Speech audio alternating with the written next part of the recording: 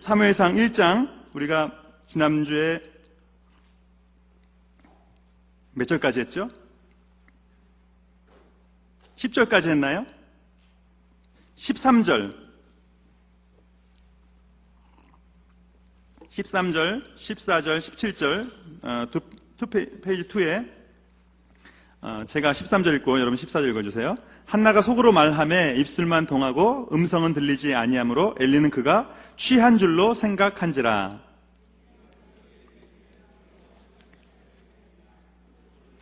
같이 읽습니다. 엘리가 대답하여 가로되 평안히 가라. 이스라엘의 하나님이 너의 기도하여 구한 것을 허락하시기를 원하노라. 네. 한나가 기도하니까, 괴로워서 기도하니까 그 엘리가 한나를 어떻게 오해했냐면 포도주, 술 취한 걸로 지금 오해하고 있는 거예요. 그러니까 엘리 제사장이 지금 이 한나가 기도하는지 술 취했는지 이걸 분별하지 못할 만큼 이렇게 분별력이 지금 없는, 그 뒤에 이제 엘리 제사장이 그 죽을 때의 모습이 나오는데 뭐 몸이 비둔하기도 했지만 그 이상으로 영적으로 지금 민감하지 못하다는 거죠. 기도하는지 술에 취해 있는지 알지 못한다는 거예요. 그런데 그 뒤에 나오지만 이 한나의 말을 듣고 기도의 제목을 듣고 엘리가 축복했을 때 결국에 한나가 임신을 했다는 거예요. 네. 이렇게 분별력이 없는 목회자가, 이렇게 영적으로 둔감한 제사장이, 지도자가 축복했는데도 그 기도가, 그 축복이 임하는가 하는 거죠. 교회사에 보면 한국, 미국 전 교회사, 또 이 로마 시대 때 중세 교회사 때 보면 이슈가 됐던 것 중에 하나가 뭐였냐면, 배교한 목회자가 세례를 줄 때 그 세례를 받은 사람의 세례가 유효한가, 그게 참 의미가 있는가, 신앙을 배반했었는데 다시 돌아왔지만 그런 목회자에게 세례를 받았을 때 그 세례가 온전한 세례라고 할 수 있는가? 여러분 어떻게 생각하세요? 벌써 여러분들도 아마 두 생각으로 이제 이 생각도 맞는 것 같고 이 생각도 맞는 것 같고 그럴 거예요. 비슷해요. 한 부류에서는 하나님의 은혜가 중요하지 누가 하는 것이 중요하지 않다. 또 한쪽에서는 그런 목회자의 의미가 어디 있는가? 제사장의 의미가 어디 있는가? 통로가 수도에서 물이 나오는데 그 통로에 독이 묻어 있으면 아무리 물이 깨끗해도 그걸 먹을 수 없지 않나? 이 물이 아무리 깨끗해도 컵에 독이 묻어 있으면 그 물은 먹을 수 없지 않는가? 목회자가 어떤 공로가 있는 건 아니지만 통로의 역할을 하고 그릇의 역할을 할 수 있는데 어떻게 아무것도 아니라고 할 수 있겠는가? 뭐 이런 두 이슈가 계속 부딪혔었어요. 한국교회사 때도 마찬가지예요. 일제시대에 배교한 목회자가 다시 돌아왔을 때 그 목회자들을 용서하자, 또 성도들을 용서하자, 받아들이자, 받아들이지 말자, 뭐 그런 목회자뿐만 아니라 뭐 배교한 성도들에 대해서도 계속 교회사 속에서 계속 이슈가 됐었어요. 메조리티는 용서해야 된다, 받아들여야 된다. 근데 소수는 받아들일 수 없다. 그런 세례는 무효다. 그런 성만찬은 무효다. 좀 아주 보수적인, 또 아주 개혁적인 사람들은 그걸 받아들일 수 없다. 그랬었어요. 그래서 또 교회가, 개신교가 계속해서 갈라지게 되는 요인 중에 하나가 바로 그런 부분이에요. 의에 대한 부분, 거룩에 대한 부분, 성화에 대한 부분. 여러분, 우리 크리스찬들은 거룩해야 됩니다. 성화의 삶을 살아야 돼요. 틀림없어요. 구원받은 사람은 구원받은 사람의 티가 나요.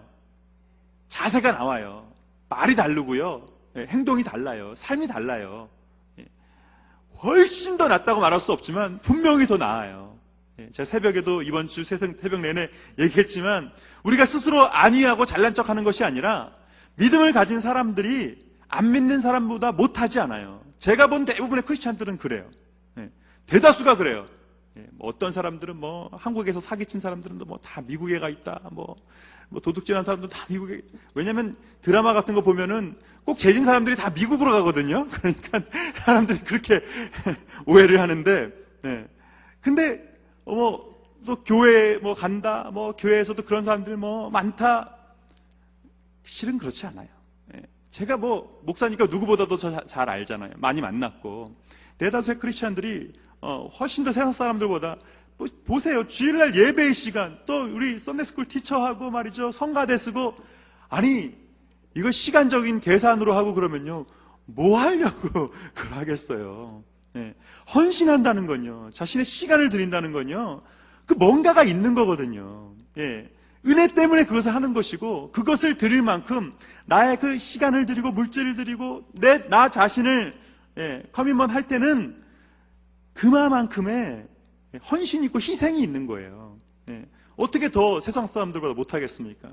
그거 갖고 뭐 잘난 척 하자는 것도 아니고 할 필요도 없어요. 예.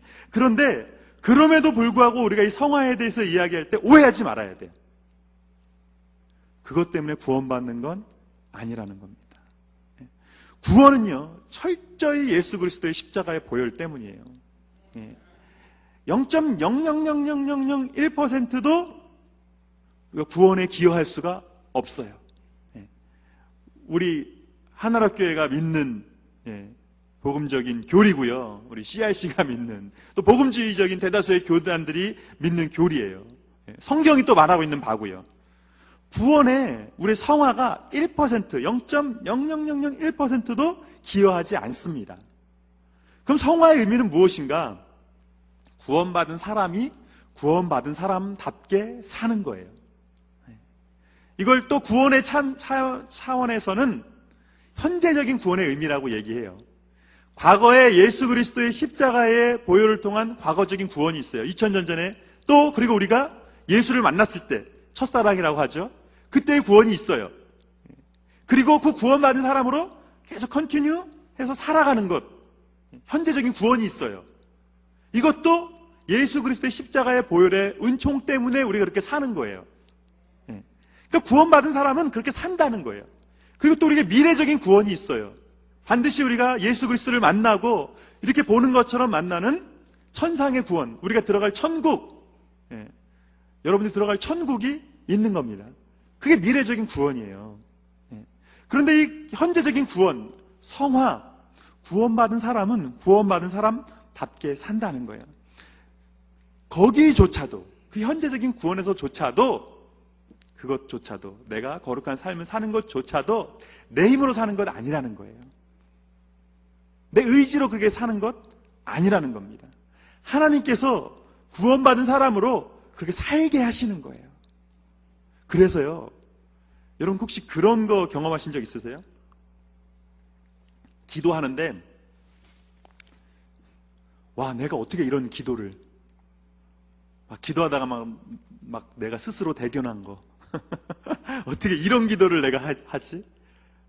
어떻게 이런 기도를 하게 하시지? 기도하다 보면 느껴요.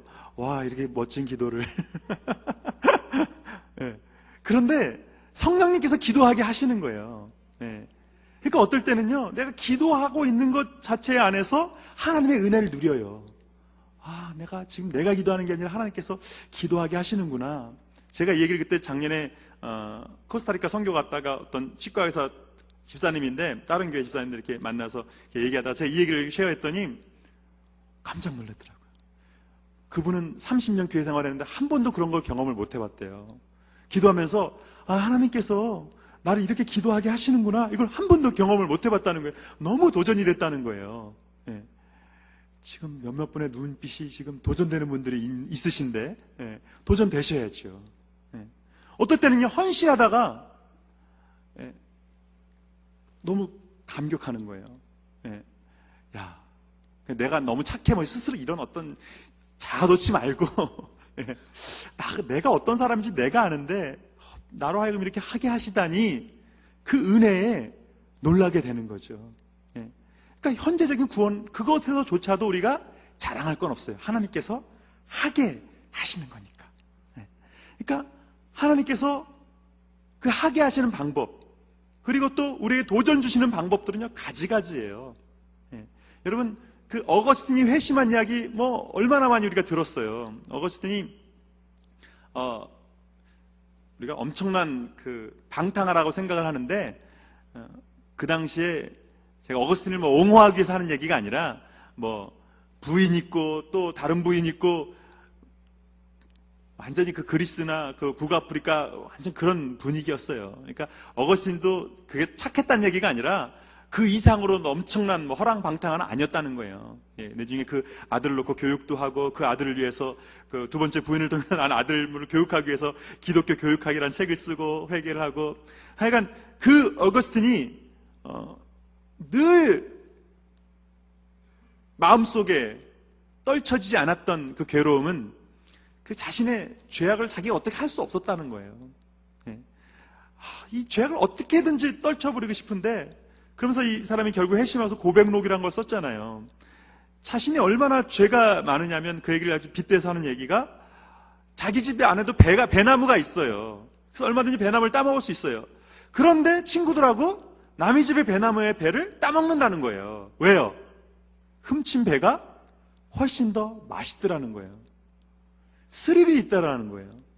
내 집에 있는 마당에 있는 배 따는 거는 그냥 아무 때나 먹을 수 있는데 남의 집에 배를 몰래 따먹으면서 킥킥대면서 이렇게 따먹으면 너무 재밌다는 거예요. 그걸 즐긴다는 거예요.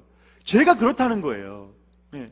자신의 죄악에 대해서 방황할 때조차도 그렇게 고심했었는데 근데 어거스틴이 딱 회심하는 게 뭐였냐면 오늘 집안에서 가만히 있는데 밖에서 애들이 노는 소리가 들리는데 애들 근거도 없이 만드는 노래들 있잖아요. 막 그러다가 생기는 노래들. 그 노래 중에 하나가 뭐였냐면 들어서 책을 읽어라, 들어서 책을 읽어라, 들어서 책을 읽어라 뭐 이런 노래였어요. 근데 그거를 어거스틴은 주님의 음성으로 들은 거예요. 들어서 책을 읽어라? 그 순간 어거스틴이 성경책을 펴서 책을 읽는데 로마서 13장에 방황하지 말고 그 7가지 죄악인가요? 9가지 죄악에 대해서 쭉 얘기하면서 방황하지 말 것에 대해서 사도 바울이 얘기한 그 말씀이 딱 자기에게 꽂히더라는 거잖아요. 하나님께서 주시는 은혜의 방법은 다양해요. 엘리 제사장 같이 이렇게 둔감한 사람을 통해서도 한나는 은혜를 받는 거예요. 요셉의 형들이 요셉을 판 것을 통해서 요셉은 또 은혜를 받는 거예요. 보디발의 아내의 그 억울한 누명을 통해서 요셉은 또 한 수 배우는 거예요. 사울왕의 저 간교한 계계를 통해서 다윗 왕이 또 하나님께 레슨을 받는 거예요. 은혜를 누리는 거예요.